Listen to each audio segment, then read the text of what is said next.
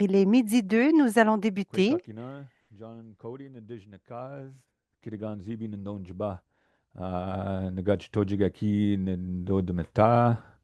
Hello, everyone. Bonjour. My name is Jonathan Cote. I Bonjour am à the tous, mon nom est coordinator for Jonathan the Côté. Je suis le Land Guardians coordonnateur program here in pour Kitigan le Zibi, programme des gardiens des terres ici à um, Kiliganzibi. and also the spokesperson for the Je Kijimaninan suis project. également le porte-parole pour le projet So, Kijiman. just a quick etiquette, I think. There's translation services if you don't know how, there's a small cursor on the bottom of the screen for interpretation, and you choose the language that you want to hear. Okay.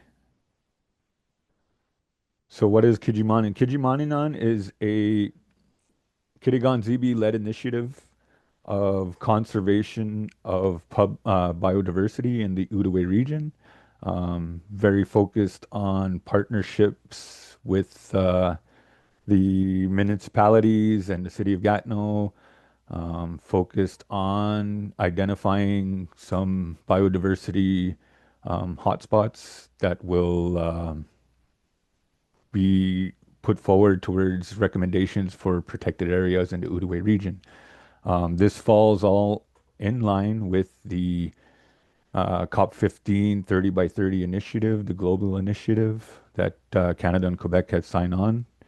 So Kitigan Zibi has taken the initiative the work towards recommending some protected areas that falls in line with the 30 by 30 initiative. This is a first project of this type in the country. Um, as far as we know, nobody else is doing it across the country with the focus on partnership of bringing in outside organizations into an indigenous-led project. KZA is taking the initiative to be able to incorporate some of our traditional ecological knowledge. We bring that to the table in terms of conservation, and it gives us a chance to be in a leadership role and decision-making position to where we're at the table with the organizations that are creating, legislation towards the protection of the environment. And again, I hope I covered everything there. And that's it in a nutshell. I mean, there's a lot more to it, but I'm trying to keep it short and simple. So Kijimaninan itself, the word itself means, it translates into our canoe. So the metaphor behind that or the symbolism is that we're all in the same canoe and we're all paddling in the same direction to get to a certain goal. So that's why we chose this word. This is a word that was given to us by through consultation with some of our language speakers here in the community. And yeah, so the canoe, the concept behind that of working together to help conserve, preserve, and protect the biodiversity in our region. Main objectives in the project at this point is a big mapping component. A big part of it is going to be mapping. Communication is really where we're at right now. The engagement with not just Kitigan Zibi, but the whole territory, the Outaouais region of kind of gaining that social acceptability and then developing the IPCAs and best practices for the biodiversity conservation in our region. Um, I don't know if that's it, Eric. If you have anything to add on that, you can definitely add to it. You're seeing on the screen now, there's the webinar etiquette. I guess I should have started with that, but the webinar will be recorded. We all know that. I'm pretty sure everybody got warnings. There's the interpretation, like I said. Please keep your mic on mute, and all questions can be asked in the chat, but will only be answered at the end. So we're scheduled till 1 o'clock, but we do have a buffer zone of people that can stay after 1 o'clock. If you want to have more discussion, we can do that following the presentation. So with that being said, I believe I can hand it over to Eric Higgins. Miigwech, John. So I'm just going to go through a little bit more of the technical details of the project. I'll introduce myself. I'm Eric Higgins. I'm the manager of the Natural Resource and Wildlife Office at Kitigan-Zibi. And I'm working with Jonathan and all our team to put this project into reality. It's a project where we're really proud of, and it's a project that, to establish KZA leadership and conservation in the Outaouais region. And it's something, that we can really be proud of. So there's three, like John mentioned, there's three major components to the project: mapping, communication, and then the development of Indigenous-led protected areas and recommendations for biodiversity protection and restoration. So I'll quickly go through each of those three themes. And then I'm going to pass it over to our colleague Patrick Cravel and Mathilde, who are going to do just a quick demo on how to use the iNaturalist app. And the purpose of this webinar today is just to inform, everyone about our project and also to show ways that people can get involved and to help us out. So for the mapping component, it's really what we're trying to do is gather all of the existing biodiversity data that's across on the Outaouais. So we're talking about species at risk. We're talking about old growth forests, wetlands, connectivity. And so by getting all of those informations on one map, and then another component is culturally significant areas. So areas that are important for the community and the community members. So by doing that big mapping exercise, we're able to identify where the hotspots are in the Outaouais region that deserve some special protection measures. Like I mentioned, partnerships and communication is another pillar of this project.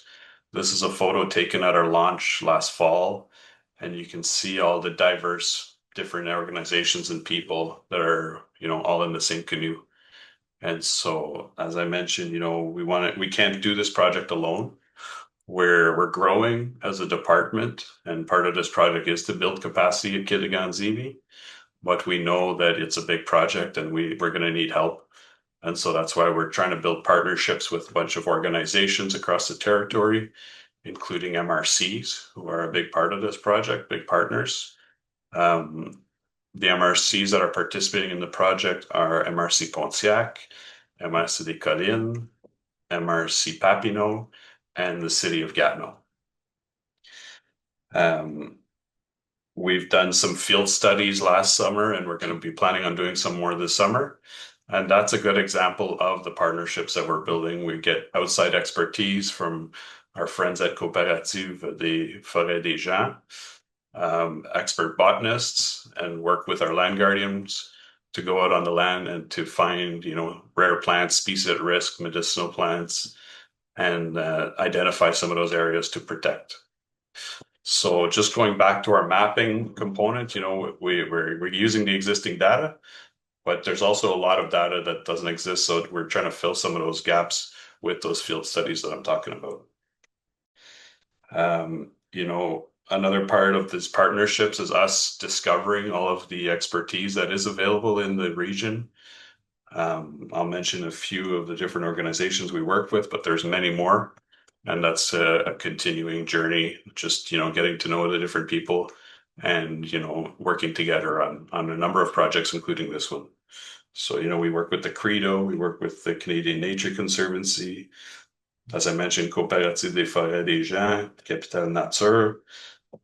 We worked with Ducks Unlimited on wetlands mapping, Acre to help, looking at different options for conservation on private land, and Tourisme Outaouais, who's a sponsor for our kiosk tour that we're going to talk about a little bit later.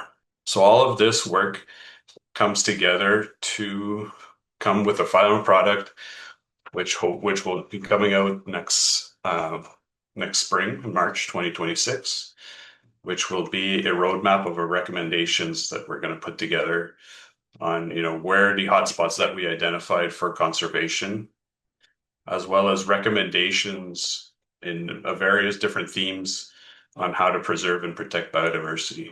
So we've established working groups where we've invited experts, like I mentioned, from all the different organizations across the territory to come up with recommendations that we can all agree. Well, you don't necessarily have to agree on everything, but it's a big brainstorming session, using knowledge from the community, scientific knowledge to come up with recommendations on how to, protect and restore biodiversity. So the four themes that we've identified are protections on aquatic ecosystems, public forests, private forests, and the general theme of connectivity.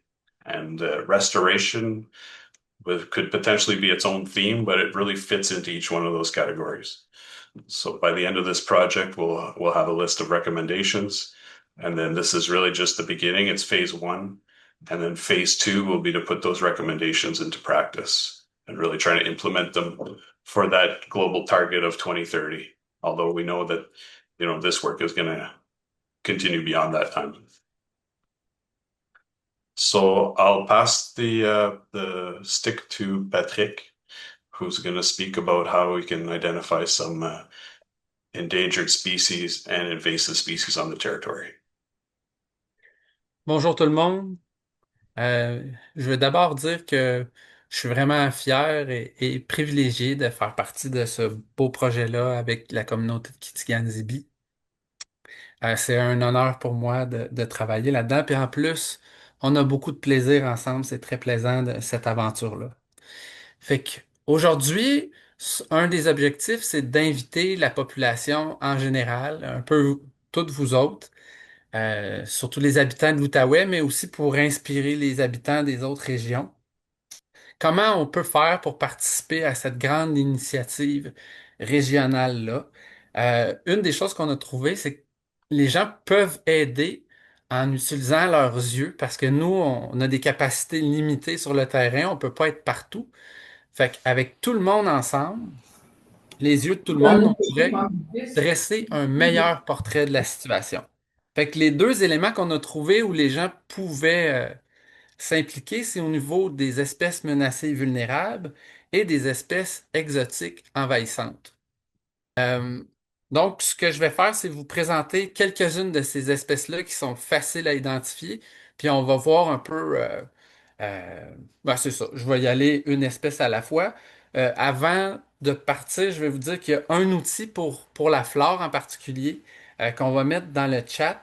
C'est le guide de reconnaissance des habitats forestiers des plantes menacées et vulnérables. Je ne sais pas si vous êtes capable de le voir dans ma petite image, mais en tout cas, on va le mettre dans le chat.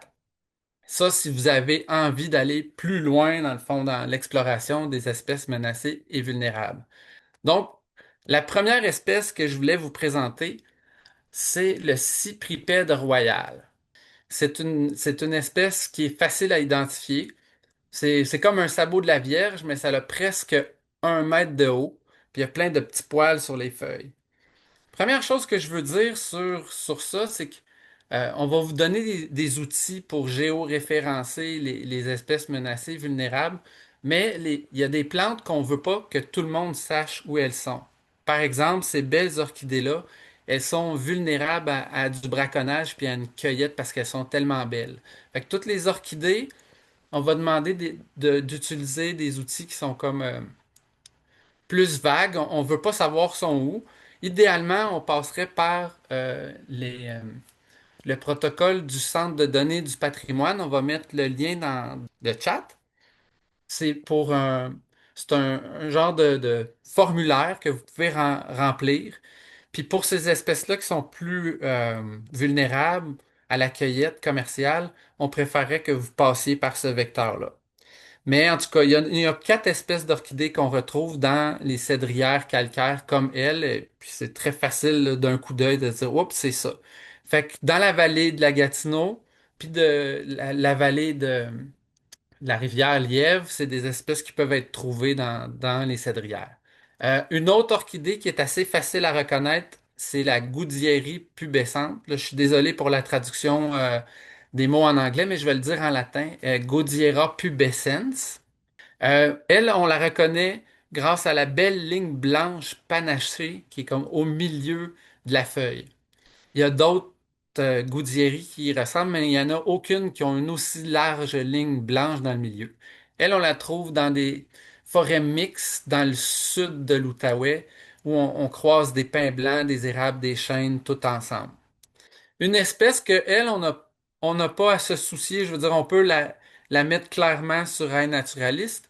Si vous avez des chênaies rouges sur votre terrain ou sur les terres publiques environnantes, ça s'appelle le Conopholis d'Amérique, Conopholis americana en latin. Euh, cette plante-là, c'est une parasite du chêne rouge, puis elle ressemble à une cocotte d'arbre, une cocotte de pin.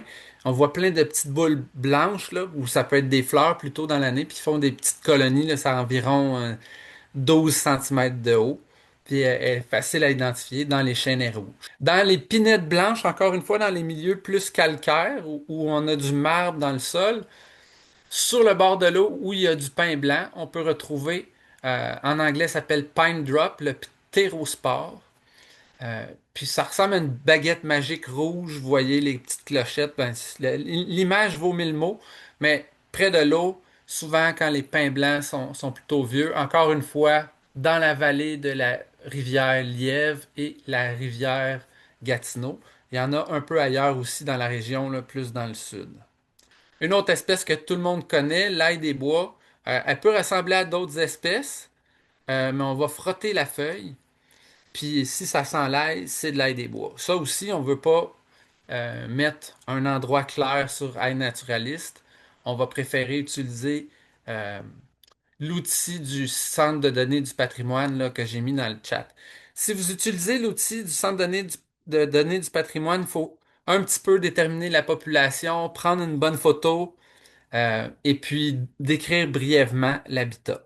On apprécierait vraiment. Puis une chose que je voulais vous dire, si vous trouvez plus de 3 espèces menacées vulnérables, on apprécierait que vous envoyiez un courriel à la coopérative des forêts et des gens. On va mettre notre courriel dans le chat. Comme ça va nous aider dès cet automne à repérer les points chauds dans le projet Kijimaninan. Mais on ne veut pas que vous nous écriviez à chaque découverte de plantes, là, seulement si vous trouvez un endroit où il y a plus de 3 espèces à statut précaire. Maintenant, chez les animaux, si vous pêchez un poisson en forme de serpent, qui a une tête de poisson, pas une tête plate, mais vraiment une tête de poisson, c'est une anguille d'Amérique qui est en voie de disparition, fait qu'on apprécierait pour ça. Espèce emblématique pour Kitigan-Zibi. L'esturgeon jaune, euh, on voit vraiment les petites bosses sur le dos. C'est un poisson qui a un squelette externe, fait qu'il est vraiment dur. C'est facile à l'identifier comme ça. Vous voyez la petite barbichette.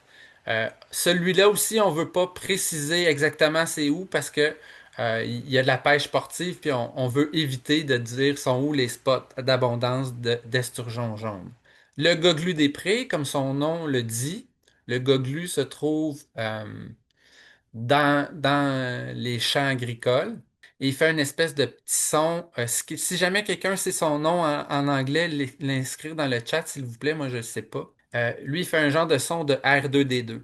Puis pour les sons, puis pour l'identification des oiseaux, je vous invite à utiliser l'application Merlin. Le dernier animal, c'est la tortue des bois. Sur le bord des rivières méandreuses où il y a du sable sur le bord des plages de sable, il y a la tortue des bois. On voit sa peau est comme orange là, au niveau du cou. Fait que c'est comme ça qu'on la distingue des autres. Maintenant, pour les espèces exotiques envahissantes, je vais faire un topo rapide. L'outil que vous pouvez utiliser s'appelle Sentinelle. C'est vraiment important si vous n'êtes pas qualifié au niveau des espèces menacées vulnérables, ben, c'est facile, là, les espèces exotiques envahissantes, il y en a partout autour de Gatineau, dans le sud de la région. Donc, vous pouvez utiliser l'outil Sentinelle qu'on va mettre dans le chat. Je ne suis pas sûr qu'on va avoir le temps d'en parler plus, mais c'est une application facile à utiliser sur le téléphone.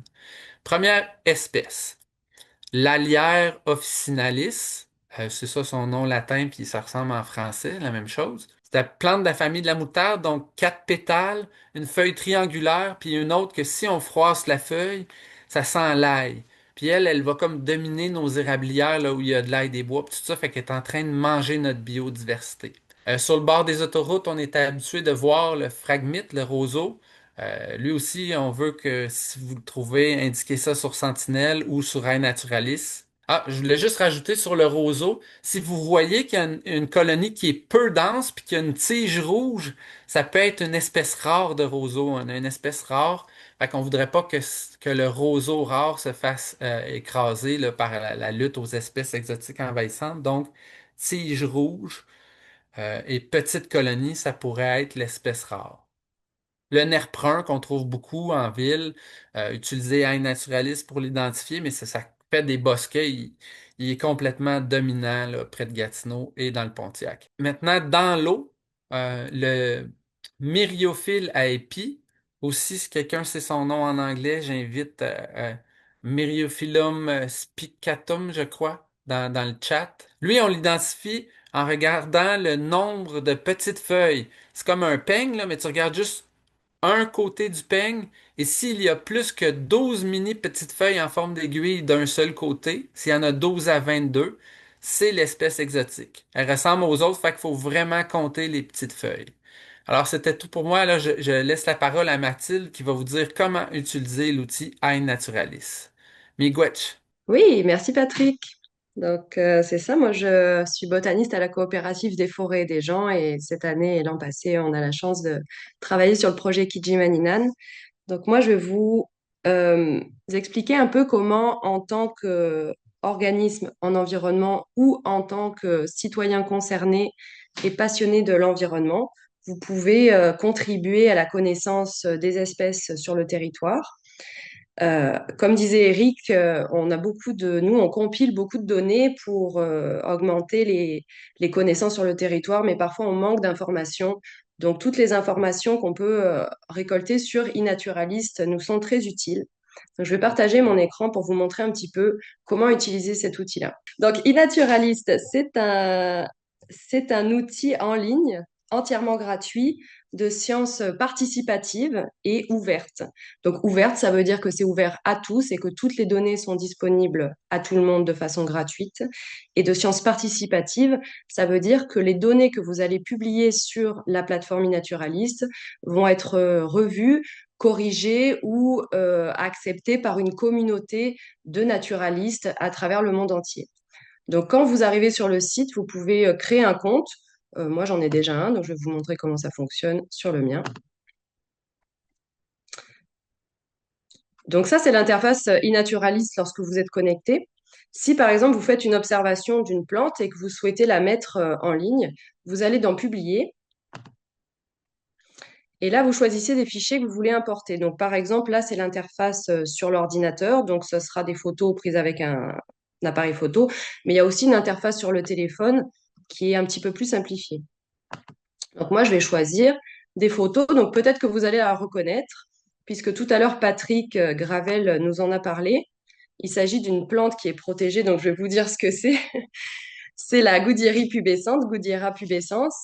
Mais peut-être que vous, si vous faites cette observation dans la forêt, vous ne saurez pas ce que c'est. Donc là, iNaturalist pourra vous aider. Donc je vais sélectionner les images. Donc ensuite, vous pouvez tout mettre dans la même boîte en glissant dans l'observation. Donc ce qui est important de faire avec une plateforme comme iNaturalist, c'est idéalement de mettre plusieurs photos dans votre observation. Donc là, par exemple, vous pouvez défiler plusieurs photos d'une même plante prises le même jour au même endroit et idéalement de plusieurs parties de la plante, donc les feuilles, les fleurs, la tige, l'aspect général. Plus il y aura de photos et plus ça aidera l'intelligence artificielle à faire la détermination pour vous, puis ensuite les naturalistes à valider votre observation ou bien la corriger. Donc vous pouvez choisir un emplacement et comme l'a dit Patrick tout à l'heure, étant donné que c'est une orchidée qui est sensible à la cueillette commerciale, idéalement vous pourriez mettre un emplacement qui n'est pas très précis. Donc par exemple ici je vais mettre Papineauville. Oups. Et je peux réduire un petit peu, déplacer pour rapprocher un peu de l'endroit où je l'ai observé. Et hop, voilà. Donc, une fois que votre date est renseignée, parfois elle se met automatiquement, parfois pas, et votre emplacement, vous pouvez ensuite cliquer sur nom de l'espèce et ici, l'intelligence artificielle qui est inclue dans le programme va vous faire une sélection des plantes qui sont potentiellement celles que vous avez observées. Donc en fait, il y a deux niveaux. Il y a un niveau où le logiciel est assez certain que vous avez bien observé une gouttiérie. Et ensuite, il y a des niveaux où il vous fait des propositions d'espèces que vous pouvez aller observer vous-même et les comparer à vos photos. Donc, par exemple, ici, vous voyez la gouttiérie pubescente qui arrive en premier. Vous pouvez afficher. Ça va vous donner la fiche de l'espèce en général. Vous pouvez regarder différentes photos et les comparer avec les photos que vous avez faites. Donc, par exemple, là, on voit bien la bande blanche qui est au milieu de la feuille, qui est très caractéristique de cette espèce rare. Et vous pouvez aussi regarder la saisonnalité et la zone de répartition de l'espèce et toutes les autres observations qui ont été faites. Donc là, on voit bien que c'est une espèce qui est présente dans le sud du Québec. Donc ensuite, une fois que vous avez étudié un petit peu ça, vous pouvez ou bien décider, si vous êtes un botaniste un peu confirmé, de sélectionner une espèce, ou bien moi, ce que je vous conseille de faire si vous n'êtes pas tout à fait certain de votre observation, c'est que vous vous contentez de sélectionner le genre, et ensuite le reste de la communauté identifiera l'espèce pour vous. Vous pouvez aussi préciser l'habitat dans les notes, comme par exemple ici, une crucherie mixte. Une fois que vous avez fait votre observation, vous pouvez en faire 10, 15, 100 dans le même outil. Pour ça, il suffit d'ajouter une observation ici, photo ou son. Puis ensuite, vous pouvez soumettre votre observation. Donc là, c'est en train de la télécharger. Donc ensuite, une fois que vous avez fait votre observation, si vous n'étiez pas tout à fait sûr que c'était la bonne espèce, par exemple, comme c'est souvent le cas des espèces protégées ou un peu rares, vous pouvez retourner voir votre observation. Et là, vous allez avoir accès à toute votre observation avec les différentes photos que vous avez prises, la position de votre observation, et puis aussi, vous allez pouvoir comparer. Il y a d'autres espèces qui sont semblables, qui ont été observées dans le coin, donc ça a quand même de l'allure. Par contre, vous pouvez essayer d'attirer l'attention d'une personne qui connaît mieux la botanique ou qui connaît mieux les orchidées, par exemple, que vous, auquel cas vous pouvez taguer des personnes. Donc là, vous voyez, les meilleurs identificateurs de Goudieri s'affichent ici. Et vous pouvez tout simplement copier, coller leur nom. Vous mettez un petit arrobase, vous collez leur nom, hop, vous le sélectionnez et puis vous validez votre commentaire. Comme ça, vous avez attiré l'attention d'une personne qui connaît bien cet accent-là et qui pourra vous confirmer ou pas que c'est bien la bonne espèce. Lorsque au moins 2 personnes ont fait une identification, votre identification passe à calibre recherche et de cette façon, nous, on pourra l'utiliser, y avoir accès et ensuite utiliser ces données-là, par exemple, pour mieux connaître la biodiversité locale ou même pour la création d'aires protégées potentielles. Donc ça, c'était pour poster des observations. Après, vous avez d'autres outils qui sont disponibles sur la plateforme. Vous pouvez explorer votre territoire en ayant accès à toutes les autres observations qui ont été faites autour de vous. Par exemple, si je veux voir toutes les observations qui ont été faites à Maniwaki récemment, je m'en vais à Maniwaki. Et là, j'ai accès à toutes les observations que d'autres naturalistes ont postées. Alors, je peux regarder un petit peu ce qui s'est vu. Un urubu à tête rouge, une épithèque épineuse. Alors ça, je ne sais pas du tout ce que c'est. Donc voilà, ça vous permet un petit peu de naviguer dans les cartes et d'avoir accès au type de biodiversité que vous pouvez trouver sur votre territoire, sachant que sur iNaturalist, il y a toutes les données de flore, de faune, mais aussi les champignons, des insectes, des mousses, toutes sortes de... Tout est disponible sur ces plateformes-là, les oiseaux aussi. Voilà. Et puis, vous avez d'autres outils ensuite sur iNaturalist que je vous montre très rapidement, mais je vous conseille d'aller explorer vous-même. Donc, vous avez toute une communauté avec des projets, des forums. Vous pouvez aussi avoir de l'aide pour poster des observations dans les plus, des tutoriels vidéo, etc. Voilà, je pense que j'oublie rien. Pour récapituler, si vous utilisez cette plateforme, et je vous conseille vivement à le faire, vous pouvez le faire ou bien avec votre ordinateur ou bien avec votre téléphone. Euh, n'hésitez pas à prendre plusieurs photos d'une même plante, d'un même animal ou d'un même insecte sous différents angles et de différentes parties. Ça aidera beaucoup à l'identification plus tard. Et si vous n'êtes pas certain de votre identification, eh bien, n'hésitez pas à vous en remettre à la communauté qui, elle, pourra confirmer ou corriger votre observation. C'est vraiment un outil de science participative. Donc, le but, c'est de faire fonctionner la communauté parce qu'à plusieurs cerveaux, on est toujours plus intelligent qu'à un seul cerveau. Je pense que c'est bon pour moi. Et oui, puis j'ajouterais juste qu'il existe d'autres outils qui sont similaires. Vous avez donc par exemple Sentinelle, dont Patrick a parlé tout à l'heure, qui est vraiment plus pour les espèces exotiques envahissantes. Vous avez aussi d'autres outils spécialisés pour certains groupes, comme par exemple pour les oiseaux, vous avez eBird ou pour les tortues, Carapace, et bien d'autres choses que je vous invite vivement à utiliser. Voilà, c'est tout pour moi. Merci. Thank you, Mathilde. So that's like we mentioned, that's one of the tools that we encourage the public to use to help us identify species at risk, invasive species, or just any animals and plant sightings. We're able to access that data to populate our portrait, and this helps us, to add even more information to identify the biodiversity hotspots that we mentioned earlier.